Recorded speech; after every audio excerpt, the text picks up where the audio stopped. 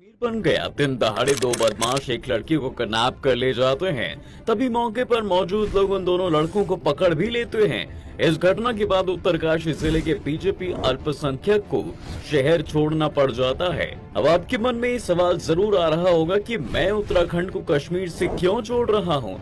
असल में कुछ दिन पहले एक फिल्म आई थी, द कश्मीर फाइल्स। इस फिल्म की रिलीज से पहले ही देश के कई हिस्सों में बवाल हुए थे। ये फिल्म कश्मीर में कश्मीरी पंडितों के हाल को बयां करती है। फिल्म कश्मीरी पंडितों के खिलाफ हुई हिंसा और पलायन को दिखाती है और इसके लिए कश्मीरी पंडितों को कई धमकियां भी दी गयी। अब करीब एक साल बाद उत्तराखंड की खूबसूरत वादियों में दशकों से रह रहे मुसलमानों को उनका घर कारोबार छोड़कर जाने की धमकियां दी जा रही हैं। लेकिन क्यों? आखिर उत्तराखंड को दूसरा कश्मीर क्यों बनाया जा रहा है? फिलहाल दोस्तों जरा ये पोस्टर ध्यान से देखिए। पूरे उत्तरकाशी में इस तरह के पोस्टर लगाए गए हैं जिसमें साफ साफ लिखा हुआ है कि लव जिहादियों को सूचित किया जाता है कि वो 15 जून को होने वाली महापंचायत होने से पहले अपनी दुकानें खाली कर दें, और अगर ऐसा नहीं किया तो आने वाला वक्त ही बताएगा कि क्या होगा। ये पोस्टर देवभूमि रक्षा अभियान के तहत छपवाए गए हैं।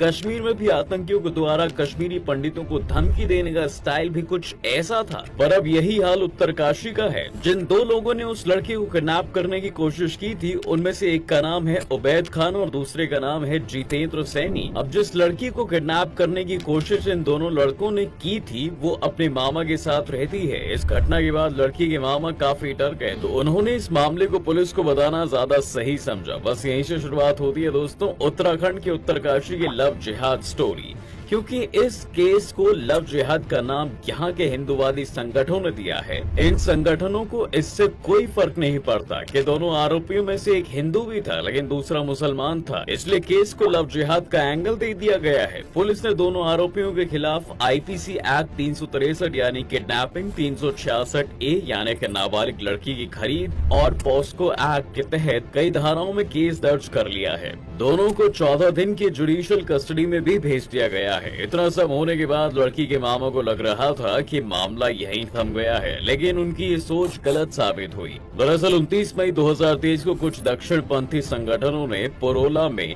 एक रैली निकाल दी।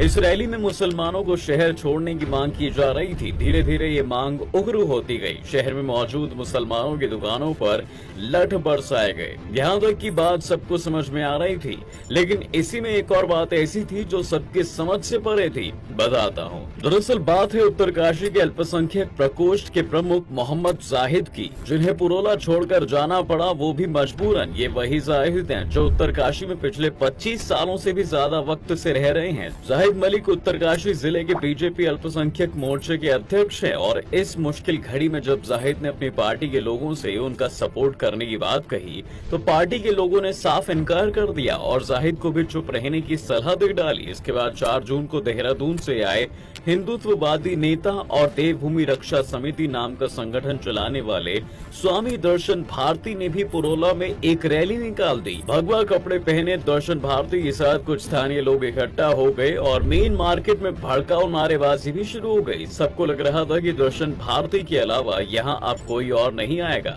लेकिन धीरे धीरे इस मामले में कई ऐसे चेहरे सामने आए जिनकी उम्मीद किसी को नहीं थी। मैं आपको ये नाम बताऊं, लेकिन उससे पहले जरा ये वीडियो देखिए। 14 साल की नाबालिग माता पिता की मृत्यु होने के बाद अपने मामा के घर उत्तरकाशी जिले के पुरोला शहर में रह रही थी। दोस्तों अभी अभी आपने जो ये वीडियो देखा, वो वीडियो उत्तरकाशी के पुरोला शहर का है, जहां एक नाबालिग की किडनैपिंग के मामले को लव जिहाद का नाम दे दिया गया, और इसके बाद यहाँ सालों से रह रहे कई मुसलमान परिवारों को पुरोला छोड़कर जाने की अनगिनत धमकियां दी जाने लगी। मुसलमानों के मन में यहाँ डर पैदा करने के लिए कई विरोध प्रदर्शन किए गए। मुसलमानों की दुकानों में तोड़फोड़ की गई, उनके दुकान के पोस्टर फाड़ दिए गए। उत्तरकाशी में ये सब ब्लंडर होने की वजह है जिहाद, जो असल में मुद्दा है ही नहीं, लेकिन इसे एक सियासी और कस्बाए हिंद का मुद्दा बनाया जा रहा है। अब सवाल ये आता है कि क्या ये वाकई जिहाद है? तो दोस्तों असल में ये मामला लव जिहाद का है ही नहीं, जी हाँ, बल्कि इसे एक तरफा मोड़ा जा रहा है ताकि मामले की तूल बनी रहे और मुसलमानों के प्रति हिंदुओं का नफरत बीज बढ़ता रहे। मोटा मोटी कहा जाए तो यहाँ पर कुछ हिंदूवादी संगठनों और मंचों के माध्यम से लगातार हिंदू जनता का ब्रेन वॉश किया जा रहा है। इस पूरे केस में हमें ये समझने की जरूरत है कि आखिर लव जिहाद है क्या, क्यों ये अक्सर देश में दंगों की शक्ल ले लेता है।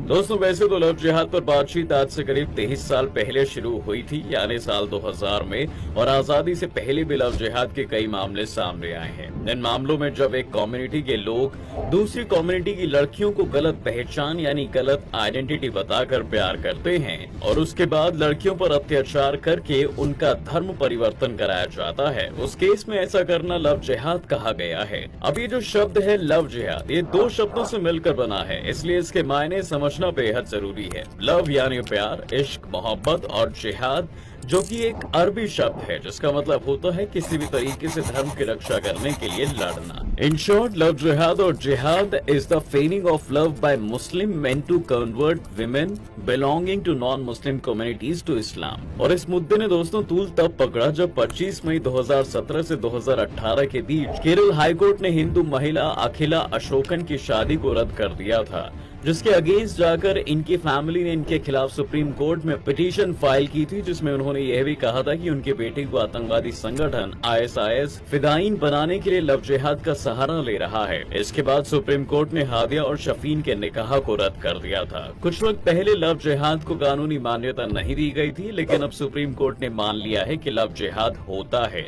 और मुस्लिम लड़के हिंदू लड़कियों को अपने प्यार के जाल में फंसाकर उनसे जबरन उनका धर्म परिवर्तन करवाते हैं। अब यहाँ एक सवाल और आता है कि उत्तराखंड में इस तरह के मामले क्यों बढ़ रहे हैं। दरअसल दोस्तों, उत्तराखंड में पॉलिटिकल पार्टीज और हिंदूवादी मंचों के द्वारा वक्त वक्त पर भड़काऊ बयानबाजी और राष्ट्र को तोड़ने की बात की जाती रही है। ये बात मैं इसलिए कह रहा हूँ क्योंकि राष्ट्र सिर्फ एक कौम से नहीं बनता, बल्कि सभी धर्मों को मिलाकर एक राष्ट्र बनता है। पुरोला के अलावा राज्य के कई इलाकों में पिछले कई दिनों से लव जिहाद और लैंड जिहाद के मामले ज्यादा मिले हैं। वजह है कि यहाँ की भड़काऊ भाषणबाजी। लैंड जिहाद के बाद अब लव जिहाद को लेकर एक तमाम अफवाहें फैल रही हैं। उत्तराखंड के मुख्यमंत्री पुष्कर धामी का कहना है कि प्रदेश में पिछले 2-3 महीनों में लव जिहाद की घटनाएं बढ़ी हैं।